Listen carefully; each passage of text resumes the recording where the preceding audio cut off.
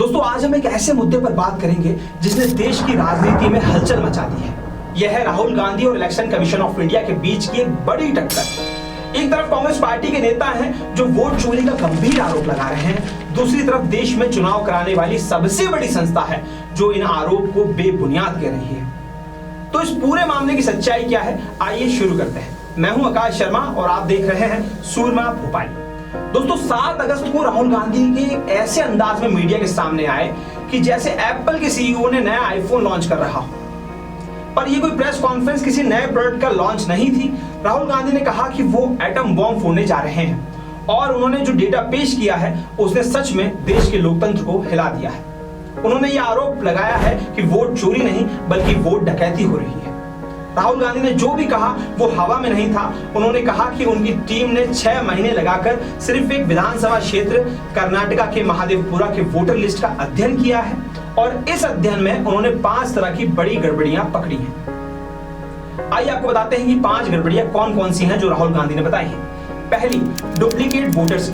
ये वो वोटर्स हैं जिनका नाम एक से ज्यादा बार वोटर लिस्ट में है। राहुल गांधी ने गुरकीरत सिंह डांग और आदित्य श्रीवास्तव का एग्जाम्पल दिया जिनके नाम एक ही स्टेट के अलग अलग बूथ पर और यहाँ तक कि अलग अलग राज्यों में भी थे। The same name, the same address, the same person, 4 different polling booths. And this is not just one person, this is thousands of people in one person. दूसरी, फेक और इनवैलिड एड्रेसेस। उन्होंने हजारों ऐसे वोटर्स को highlight किया है जिनका address house number 0 था या जो बिल्कुल ही गलत थे। जब उनकी टीम ने इन पतों पर जांच की तो वहां कोई भी वोटर नहीं मिले। तीसरी, bulk voters. Bulk voters in single address. उन्होंने ऐसे एग्जाम्पल दिए जहां एक छोटे से एक कमरे के घर में 50 से 80 वोटर्स के नाम दर्ज थे जबकि वहां असलियत में इतने लोग थे ही नहीं। चौथी, इनवैलिड फोटोग्राफ्स की। वोटर लिस्ट में हजारों लोगों की या तो फोटो थी ही नहीं या इतनी छोटी थी कि उन्हें पहचानना बिल्कुल नामुमकिन था। पांचवी, फॉर्म 6 का मिसयूज। ये फॉर्म नए वोटर्स को रजिस्टर करने के लिए होता है पर राहुल गांधी ने दिखाया कि कैसे इसका इस्तेमाल 70, 80 और 90 साल के बुजुर्गों को फर्स्ट टाइम वोटर बनाने के लिए किया गया। इसके बाद राहुल गांधी ने एक बहुत ही अहम सवाल उठाया। उन्होंने कहा कि ईसीआई ने उन्हें वोटर लिस्ट की इलेक्ट्रॉनिक कॉपी नहीं दी बल्कि हजारों पन्नों के डॉक्यूमेंट्स दिए, वो भी ऐसे जिन्हें मशीन से पढ़ना मुश्किल था। ऐसा क्यों? ताकि कोई उनकी जांच ना कर सके। और उन्होंने सीधे तौर पर इलेक्शन कमीशन पर कल्यूड विद द रूलिंग पार्टी का आरोप लगा दिया। राहुल गांधी की प्रेस कॉन्फ्रेंस के 10 दिन बाद यानी 17 अगस्त को इलेक्शन कमीशन ने भी मीडिया के सामने आए और उनका जवाब बेहद सख्त था। चीफ इलेक्शन कमीशन ने कहा कि राहुल गांधी के सारे आरोप मिसलीडिंग और बेसलेस हैं।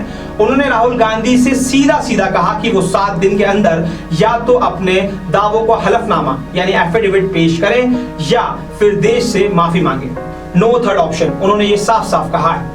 ईसीआई ने अपने बचाव में कहा कि हाउस नंबर 0 उन लोगों के लिए होता है जिनका कोई परमानेंट एड्रेस नहीं है और उन्होंने सुप्रीम कोर्ट के एक ऑर्डर का हवाला देकर कहा कि वोटर्स की प्राइवेसी के चलते वो इलेक्ट्रॉनिक कॉपी नहीं दे सकते हैं।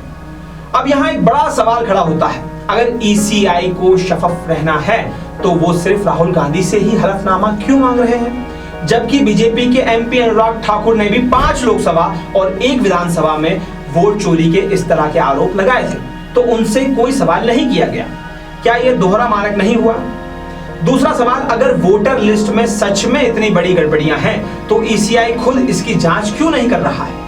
क्या इसलिए कि उनके पास सिर्फ 800 लोग हैं और वो डेलीगेशंस पर डिपेंड करते हैं जैसे कि उन्होंने खुद कहा, या इसलिए कि उन्हें डर है कि सच्चाई सामने आ जाएगी?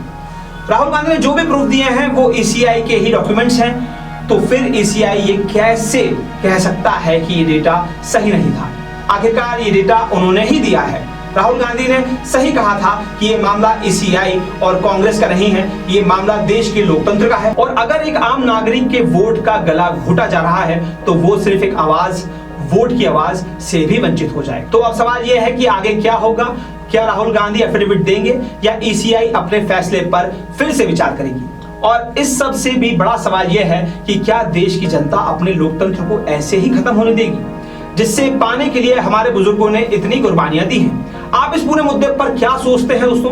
क्या आपको लगता है कि राहुल गांधी के इन आरोप में दम है या ईसीआई सही है? अपनी राय हमें कमेंट में जरूर बताएं। मैं हूं आकाश शर्मा और आप देख रहे हैं द सूरमा भोपाली।